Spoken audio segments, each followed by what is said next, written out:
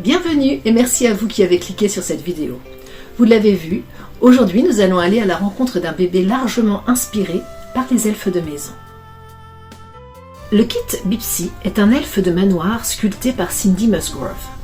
Il appartient à toute une famille, dont son jumeau endormi, Bisley, la petite Tinky, capable de se tenir debout, Toby, aussi amusé qu'amusant. Cindy a également imaginé une version adulte en la personne de Primsley, et même un bébé encore plus petit que Bipsy, du nom de Posy. Car en effet, Bipsy est minuscule. Non mais regardez-moi ce corps, il me fait penser à la petite caille que j'ai mangée à Noël. Quand j'ai eu le kit en main, j'ai réalisé à quel point il était superbe. J'en suis tombée tout de suite dingue. J'adore particulièrement ses oreilles. Elles sont en effet déjà grandes, mais elles ne sont pas encore dépliées. Ses membres tout fins présentent 4 doigts à chaque main et à chaque pied. Sa fontanelle est bien marquée. Son nez pointu est retroussé. Il a vraiment tous les traits principaux de son espèce. D'ailleurs, parlant de ses proportions, petite anecdote amusante avant de commencer à vous parler de sa réalisation, j'ai dû adapter mon porte-kit, déjà une construction faite par moi-même, à la petitesse de ses membres, et donc j'ai dû mettre des petits pinceaux pour pouvoir enfiler les membres dessus afin de les faire sécher. J'aimerais qu'on prenne aussi un instant pour admirer le travail réalisé sur les yeux. Il faut se rendre compte que ceux-ci sont fabriqués à la main. J'adore toujours autant me dire à quel point le reborning est un travail d'équipe. De la sculpteuse ou du sculpteur qui crée le kit, à ceux et celles qui confectionnent le matériel, que ce soit les yeux, ce qui nous permet d'avoir toute une palette pour faire notamment les bébés fantaisie, ça c'est vraiment chouette aussi. Celles et ceux qui font également les cheveux, le mohair, jusqu'à bien sûr ceux qui peignent le bébé, qui vont lui donner vie. Alors solidarité et un gros merci à toutes celles et ceux qui créent tout ce qui entoure la réalisation de nos bébés, et n'hésitez pas à aller encourager leur savoir-faire. Revenant aux yeux justement, ceux-ci m'ont donné moins de fil à retordre que je ne m'y attendais grâce à une petite astuce. J'ai placé du double face entre mon doigt et l'œil afin qu'il ne se sauve pas le temps de la mise en place. Pour ma part, l'idée était d'accentuer la petitesse de la créature en lui donnant un aspect de nouveau-né, voire de prématuré. Je voulais donc travailler à la fois la profondeur et la délicatesse d'une peau de bébé.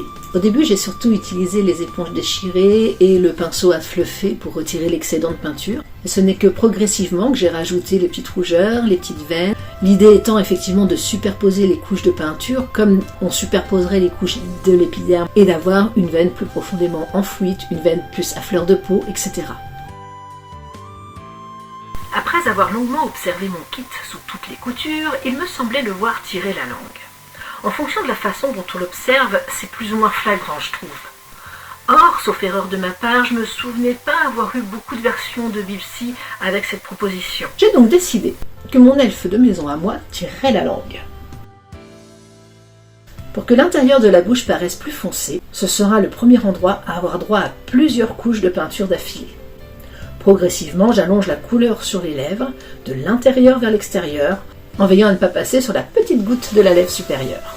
Si on observe bien le kit, on s'aperçoit aussi qu'il a un œil plus ouvert que l'autre. Et franchement, j'adore que Cindy Musgrove ait décidé de ne pas faire ce bébé tout à fait symétrique. De toute façon, la vraie symétrie n'existe pas. Mais là, c'est trop mignon. Même ses oreilles ne sont pas pliées de la même façon. Pour en revenir à son regard et à son expression, j'ai donc pris soin d'accentuer certains petits plis plus que d'autres. J'ai notamment marqué davantage sa petite ride à gauche, et ça nous donnait vraiment l'impression qu'il allait se mettre à sourire. De couches de peinture en travail minutieux pour les détails, de rouge en marron, la coloration a fini par prendre une tournure convenable. Le moment de sortir mon médium 3D était arrivé. C'est ainsi que sont apparus ses sourcils, ses petits poils autour des oreilles et quelques petits boutons à la base de son nez. Encore quelques couches de coloration générale après cela et je suis passée aux ongles. Mon kit a un tout petit défaut sur le pouce de la main droite. L'ongle n'est clairement pas sculpté. Les différences faisant les spécificités de chacun, j'ai décidé de laisser ce signe particulier à mon bébé elfe et je n'ai pas cherché à peindre un semblant d'ongle à la place où il aurait dû être. Il faut pas mal de patience pour réussir les ongles. Il faut jouer avec la transparence, le bleu, les différents tons de violet. Très minutieux, mais franchement c'est quelque chose que j'adore faire aussi, et en fonction aussi de l'espèce du bébé, encore une fois, on peut vraiment s'amuser avec les différentes teintes. Comme il est conseillé de bien attendre que le vernis soit bien sec Avant de continuer le bébé, de le monter ou de le router, c'est souvent à ce moment-là que j'en profite pour faire le doudou, prévoir les habits ou l'endroit où le bébé va dormir. Bartholomé a hérité d'un très beau berceau que le Père Noël m'a amené cette année et il fit parfaitement dans la nursery. Jolie parenthèse, Bartholomé a une petite sœur de sculptrice en la personne de Mounak, que j'ai réalisé à partir du kit Fauna de Cindy Musgrove, donc, qui m'a été largement inspiré de l'univers de Sweet Tooth pour ceux qui connaissent. Les elfes de maison sont rarement chevelus.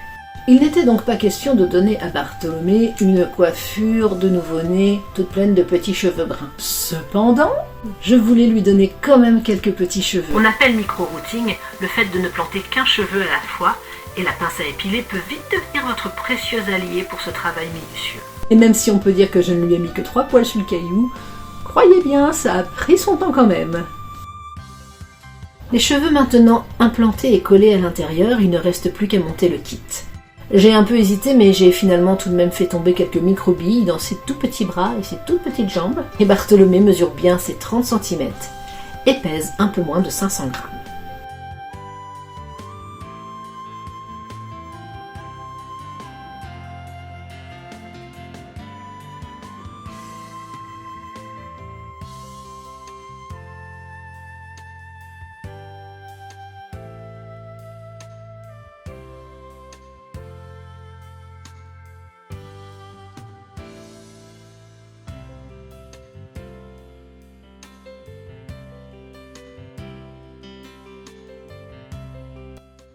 Nous voilà arrivés à la fin de la vidéo, je vous remercie de l'avoir suivi. Reborner ce petit elfe de maison a été une superbe expérience, je ne m'attendais pas à craquer autant pour lui. Je vous assure que voir un bébé en vrai, c'est tellement différent. Avouez qu'on ne s'en lasse pas. Et n'oubliez jamais, faites ce que vous aimez, aimez ce que vous faites. Et nous, on se retrouve bientôt pour une nouvelle vidéo avec un bébé beaucoup plus gros. Bye!